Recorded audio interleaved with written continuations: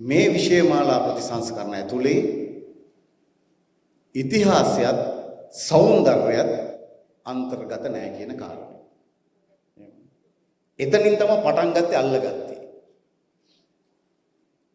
ඊට පස්සේ තර්කානුකූලව අපි හඳුන්වලා දෙනවා සාමාන්‍ය පෙළට විෂය ධාරාවන් 4ක්. විද්‍යා විෂය ධාරාවන්, වාණිජ්‍ය විෂය ධාරාවන් කළමනාකරන විෂයන්, ඒ වගේම සමාජ විද්‍යා විෂයන්, අපි දන්න කලා විෂයන්, ඒ වගේම ස්කිල්ස් එහෙම නැත්නම් වෘත්තීය විෂය ධාරාවන්. මේ හැම විෂය ධාරාවකටම ඉතිහාසය සෞන්දර්යයත් අඩංගුයි කියලා තර්කානුකූලව පෙන්වලා දෙනකොට ඒ තර්කය අහෝසි වුණා. මට මතකයි විපක්ෂ නායක සජිත් ප්‍රේමදාස ගුරුවරුන් පිරිසක් එක්ක සාකච්ඡාවක් කරන ඉතිහාසයේ සෞන්දර්යය අහිමි කිරීමට එරෙහිව සාකච්ඡාවක් පවත්වනවා. එතනින් තමයි සජිත් ළමේ නාඩගම පටන් ගත්තේ. ඔවුන් පදනම ලෙස ගත්තේ 6 ශ්‍රේණියේ ඉංග්‍රීසි ලැන්ග්වේජ් මොඩියුල් වල මේ 47 වෙනි පිටුව buddy.net කියන වෙබ් එක අන්තර්ගත වෙලා තියෙනවා. ඒක හරහා මේ ආණ්ඩුව විශේෂයෙන්ම අපේ අධ්‍යාපන ඇමතිතුමිය හරිනි සහෝදරිය මේ අධ්‍යාපනය අසභ්‍යකරණය කරනවා.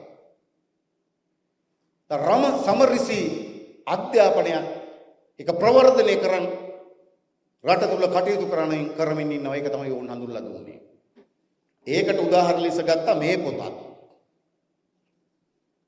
මේක 6 ශ්‍රේණියේ පුරවැසි අධ්‍යාපනය. මේකේ පිට කවරේ සමරිසි පාටලු. එහෙම තමයි ගත්තේ. මං අද උදේ දේ දුන්නක් දැක්කා. සමරිසි පාට. එහෙම තමයි මේ මහත්තුරු මේ අධ්‍යාපන ප්‍රතිසංස්කරණ පිළිබඳව රට තුල ජනතාව තුල අවිශ්වාසය සැකය ප්‍රවර්ධනය කරන්න පටන් ගත්තේ. පසුගිය මාසේ 30 31 දෙසැම්බර් මාසේ සිට සති දෙකක් තුනක් මේක පිළිබඳව මහා ഘോഷාවක් නැග්ගුවා. පාර්ලිමේන්තුව ඇතුලේ සෑහෙන මේ පිළිබඳව සංවාද කළා. අන්තිමට ගිය 22 තිබුණා අධ්‍යාපන ප්‍රතිසංස්කරණ පිළිබඳව විවාදයක්. මොකද මේ අධ්‍යාපන ප්‍රතිසංස්කරණ ගෙනාවු හරිනි අමරසූරිය අපේ අගමැති තුමිය හරිනි සහෝදරියට එරෙහිව විශ්වාසය කවුද විපක්ෂය අත්සන් කර විශ්වාස භංගය.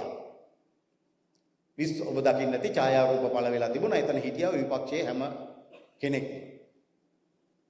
සමහර පිරිසක් විශේෂයෙන්ම දෙමළ ජාතික සන්ධානයේ සමහරු අත්සන් කළා තිබුණේ නැහැ. උන් පාර්ලිමේන්තුවේදීත් ඒක කිව්වා.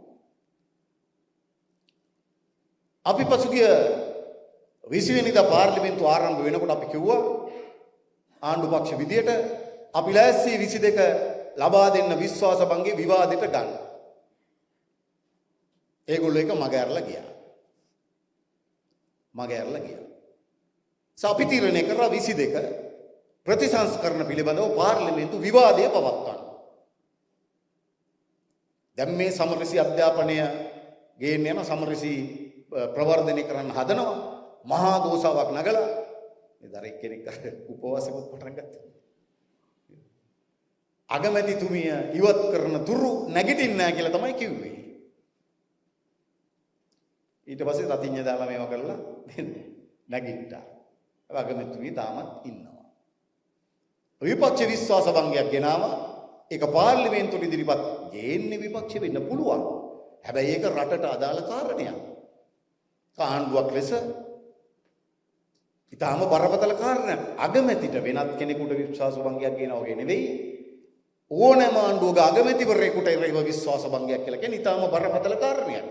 එවැනි වැරදි තොරතුරු සමහරු සමාජගත කරමින් තිබෙනවා. ප්‍රවේශමෙන් ඒවා කරන්න ඕන. මොකද ඒවා අපිට තොරතුරු ලැබුණොත් අපි ලෑස්ති ඒවට එරෙහිව ක්‍රියාමාර්ග ගන්න. එනිසා දැනට අපි සහෝදර සහෝදරියෝ සඳහන් කළා වගේ මේ ප්‍රතිසංස්කරණ කිසිසේත්ම නතර වෙලා නැහැ. අනිත් සියලුම ප්‍රතිසංස්කරණ සිදු වෙන අතරේ 6 ශ්‍රේණියේ විෂයමාලා ප්‍රතිසංස්කරණය පමණක් ලබන වසර දක්වා කල් තබලා තිබෙනවා. ඉතින් මේ පිළිබඳව අපි දැන් පුළුල් සාකච්ඡා සිදු කරමින් තියෙනවා. අපේ අඩුපාඩුකම් නිවැරදි කරගෙන මේක ඉදිරියට ගෙනියන්න තමයි අපේ උත්සාහය. ඒ නිසා අපි ආණ්ඩුවක් ලෙස ජනතාවට වග කියන ආණ්ඩුවක්. මේක මහජන ආණ්ඩුවක්. ගෝඨාභය ගොවියන්ගේ විරෝධය නොතකා කාබනික පෝර හඳුන්වලා දුන්නා වගේ නෑ අපි එහෙම බලහත්කාරයෙන් මේ ප්‍රතිසංස්කරණ ජනතාව මත පටවන්න යන්නේ නෑ. කොතනක හෝ සැකයක් තිබෙනවා නම් කොතනක හෝ අවිශ්වාසයක් තිබෙනවා නම් ඒක සැක සංකා ඒ අවිශ්වාස සියල්ල දුරු කරලා තමයි මේ ප්‍රතිසංස්කරණ අපි ක්‍රියාත්මක කරන්නේ.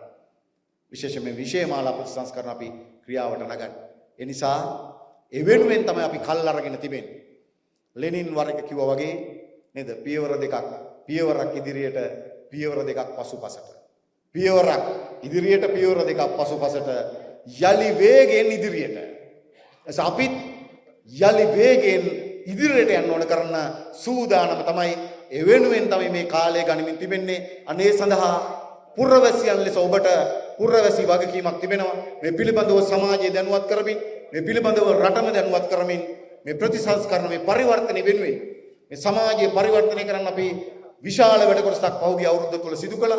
ඔබ ඒ ගැන දන්නවා කියන එක මම කරුණු කියන්න යන්නේ නැහැ. ඒ නිසා ඒ වගේම මේ අධ්‍යාපන පරිවර්තනය වෙනුවෙන් අපි දැඩි අධිෂ්ඨානයක ඉඳගෙන කටයුතු කරමින් තිබෙනවා. අනේ වෙනුවෙන් ඔබ සියලු දෙනාටම අත්වල බැඳගෙන ඒ වෙනුවෙන් දැනුවත් වෙන්න, තව දැනුවත් වෙන්න, දැනුවත් වෙමින් සමාජය දැනුවත් කරමින් මේ අධ්‍යාපන පරිවර්තනය සඳහා මුළු මහත් සමාජයෙන්ම සූදානම් කරමුයි කියන ආරාධනය කරමින් මම නිරනවා. බොහොම ස්තුතියි. ඔබ සියලු දෙනාටම ජය වේවා.